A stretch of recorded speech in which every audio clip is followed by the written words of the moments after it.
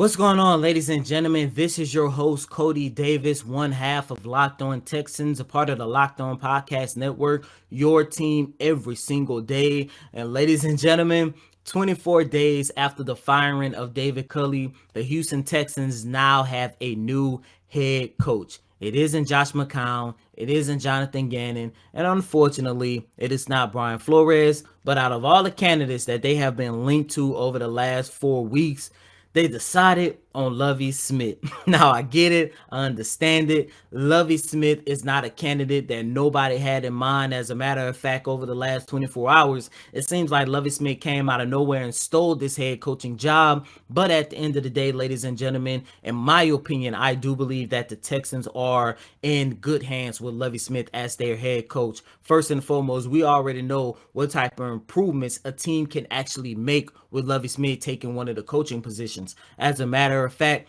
during the 2021 season, Lovie Smith served as this team defensive coordinator, and despite a 4-13 record, one of the bright spots for the Texans in 2021 was the improvements and the enhancement that this team made on the defensive side of the ball, especially when you consider that in 2020, a year before Lovie Smith got here, this is a team that only recorded 9 takeaways. In 2021, they ended with 25. This will actually be Lovie Smith's third head coaching job. Prior to taking over for the Houston Texans, he served as the head coach for the Tampa Bay Buccaneers, and that one didn't go so good, but we all know during the 2000s, Lovie Smith made a name for himself by being the head coach of the Chicago Bears, won Coach of the Year in 2005, and as we all know, he took the Chicago Bears to the Super Bowl, where they unfortunately fell to Peyton Manning and the Indianapolis Colts. Lovie Smith is now the new head coach of the Houston Texans.